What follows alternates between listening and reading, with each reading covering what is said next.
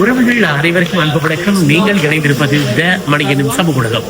அன்பான உறவுகளே, நான் நிற்கின்ற இடம் மலைநாட்டு பகுதிகளில் நானோயிலிருந்து இந்த பார்த்தீங்கன்னு சொன்னால் என்ன என்கின்றதுக்கு செல்லலாம், மதுந்தை என்பதற்கு செல்லலாம், கொழும்புக்கோட்டைக்கு செல்லலாம், கண்டிக்கு செய்யலாம், வேற பல இடங்களுக்கு செல்லக்கூடிய இடம்தான் இந்த இடம். இது நான் நிற்கிறது ஒரு தொடர்ந்து நிலையம். இந்த குறிப்பிட்ட நேரங்கள் கூட இருக்கின்றன. இந்த நேரத்தை கடைபிடித்துக் கொண்டுதான் நானோயை வைத்து பார்க்க வேண்டும். அவரையும் இந்த இடத்துல சும்மா நிற்க வேண்டி வந்திருக்கு. ஆகவே நானோயாவில் என்னென்ன பார்க்க இருக்கின்றத முதல் தேடிக்கொண்டு வேண்டும். தேடிவிட்டு நாங்கள் குறித்த நேரத்துக்கு வந்தோம்னு சொல்லியிருக்கிறால் நிறைய விடயங்களை பார்க்கலாம். சரி, நாங்கள் இப்பொழுது தொடர்ந்து இங்கு நானோயாவில் என்ன இருக்கின்றது என்பதை கொஞ்சம் பார்ப்போமா? இது ஒரு அழகிய பேருந்து. தொடர்ந்து நிலையத்திலிருந்து கூப்பிடு தொலைவில் அமைந்திருக்கின்றது.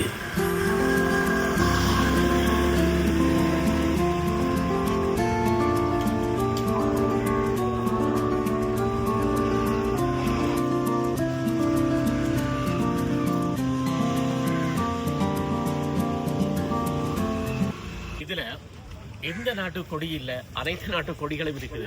இது என்ன சொல்லுங்க, ஒரு உணவகம். இங்க அதாவது பேருந்துக்குள்ள உணவகம் அமைச்சிருக்கிறது. அந்த உணவகத்தில் உல்லாச பிராணிகள் மட்டுமில்லை, இங்க இருக்கிற அனைத்து பேரும் விருப்பப்பட்டு இதுக்குள்ள இருந்து இது ஒரு வித்தியாசமான சுவை. இதுக்குள்ள இருக்கிறது ஒரு இன்பம் தானே. சரி, பாப்போம் உள்ளுக்கு அப்படி இருக்குது.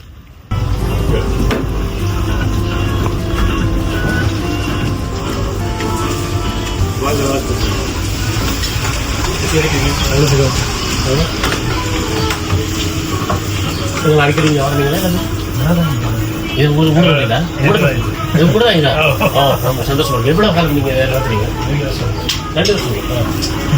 இது இப்போ டூரிஸ்ட்லாம் வர்றவங்களெல்லாம் வர்றாங்களா? எங்களுடைய இடத்துல இங்கே வர்றாங்களா? அவங்களுக்கு தெரியுமா?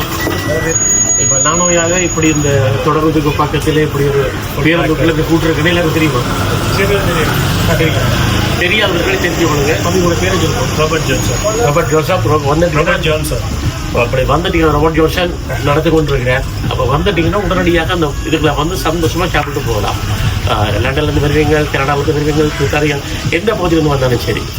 அப்போ எல்லாருக்கும் இப்படி ஒரு இடத்துல இருந்து சாப்பிட்றோம்னா சந்தோஷமாக இருக்கு. இதை விட இதுக்கு முதல்ல உங்களுக்கு செய்த அனுபவம் இருக்கா? நான் வெளிநாட்டில் இருந்தேன். எந்த நாட்டில் இருந்தீங்க? அது அமெரிக்காவில் இருந்தேன். அதுக்கு முதல் கட்டார், துபாய், மால்தீவ்ஸ். எப்படி உங்களுக்கு இப்படி ஒரு சிந்தனை வந்து வேற வெளிநாட்டில் கண்டது தான் எக்ஸ்பீரியன்ஸாக இங்கே வந்து ஒரு இங்கே ஷேர் பண்ணிக்கிறது. இப்போ உங்களுக்கு வெளிநாடு போக தேவையில்லை? இல்லை, போகிறதில்லை. இல்லை, போகவே தேவையில்லையா? அபிஜெக்ட் வந்தாலும் போகிறதில்லை. நான் இப்போ டூரிசம் செய்கிறேன் இங்கே. இது இந்த எக்ஸ்பீரியன்ஸ் இங்கே ஷேர் பண்ணுறேன். அப்போ வெளிநாட்டில் உழைக்கிற மாதிரியே இங்கே வருமானம் வரக்கூடியதாக இருக்கு. நல்லாவே இருக்குது. அதுக்கு மேலே நல்லாவே இருக்கு. மகிழ்ச்சியாக இருக்கு. இங்கே திரும்பி வந்தப்பறம் என்ன சந்தோஷத்தை கண்டிங்க தனியாக அப்படி செய்ய? அதே தான், வெளிநாட்டில் போனாலும் நான் டூரிஸ்டோடு தான் இருந்தேன். இங்கேயும் இப்போ டூரிஸ்ட் தான் நான் மூவ் பண்ணுறேன். நல்லதான். இப்போ என்னென்ன விதமான சாப்பாடுகள் இருக்கீங்க? நம்மகிட்ட இருக்க எல்லாம் பர்கர்ஸ் ஐட்டம் இருக்குது, ரப் ஐட்டம் இருக்குது, அப்புறம் ஹாட் டாக் இருக்குது, ஃப்ரெஞ்ச் ஃப்ரைஸ். இதுக்கு தான் இப்போ இருக்குது. இப்போ மேற்குலக மக்கள் இதை விரும்பி சாப்பிடுமா? அத்தனை சாப்பாடு இருக்கு. இப்போ இந்த தமிழ்நாட்டில் சாப்பிடுற சாப்பாடு ஆரம்பிக்கலையா அல்லது என்ன இருக்கு? இது செய்ய இருக்கு. இந்த கசோட பார்த்தீங்கன்னா அந்த எனக்கு மூவி செக்ஷன். அப்போ அந்த நம்ம சாப்பாடு செய்யும்போது கொஞ்சம் இடம் வேணும். எக்ஸாம்பிள் செஞ்சால் நம்மளுக்கு ஒரு இடம் வேணும். கொஞ்சம் தொடர்ந்து இந்த இடத்துல நிற்குமா? அப்போ போயிட்டு வரலாம். ஆனால் இந்த பேசிக்லி இங்கே தான் இருக்கும் ஸ்டேஷன் தான். அப்படி போகிறோன்னா எவ்வளோ தூரத்துக்கு போறீங்க? பெரிய ஏதாவது ஒகேஷனில் கூப்பிட்டா நம்ம போயிட்டு பார்ட்டிஸ் எதுவும் செஞ்சுட்டு வரோம். இப்போ சில நேரத்தில் இந்த களியாட்டு விழாக்கள் எல்லாம் அப்படியே இடங்களும் போகிறோம், போயிட்டு வரோம். நோர்லியாவில் ஏப்ரல் மாதம் சீசன் இருக்குது. அந்த டைமில் போயிட்டு வரோம். இப்போ எங்கடையாக்களுக்கு விருப்பமான இந்த ரோல்ஸ், சம்சா இப்படியெல்லாம் விருப்பம் இல்லை. ஏன்னா அதை இப்போ வந்து மேற்குலக மக்களும் குறிப்பாக வந்து லண்டனில், ஃப்ரான்ஸில் இருக்கிற மக்களும் கூடுதலாக சாப்பிட்றது வழக்கமாக இருக்குது. எங்கடையாக்கள் மட்டும் இல்லையா? அப்போ ஏன் நீங்கள் அப்படியே அதெல்லாம் நீங்கள் இங்கே அனுபவப்படுத்தீங்கன்னா அது வந்து ஏற்கனவே செஞ்சு வைக்கணும். அப்போ அது சாப்பாடு குளிராகும். நம்ம இங்கன்னா ரெடி அந்த ஒன் டைம் ஃப்ரெஷ்ஷாக குக் பண்ணி கொடுக்குறது. ஏன்னா அந்த சமோசா அதெல்லாம் குக் பண்ணால் அது பழசாகிட்டு அது சூடு இல்லாட்டி சாப்பிட்றது ருசி இல்லை.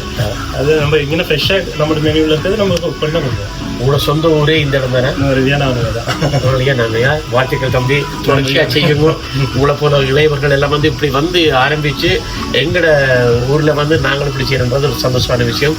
பார்த்தீங்களா, இது மகிழ்ச்சியாக தானே இந்த இடத்துக்கு வந்ததில். நோயாலை வந்து பதுளை எல்லை செல்வதற்கான இந்த முகரத வண்டி, அதாவது இந்த தொடருந்து, இதில் செல்பவர்கள் ஏற்கனவே விசேட பதிவுசர்கள் மட்டும்தான் இதில் செல்லலாம். அதாவது தங்கள் ஆசனத்தை பதிவு செய்தவர்கள் மட்டும்தான் செல்லலாம். இங்கு பல இப்படியான குழப்பங்கள் நிறையவே இருக்கின்றது. அவ்வப்போது அடிக்கடி கேட்டுக்கொள்ள வேண்டும், இதில் நான் செல்லலாமா என்று.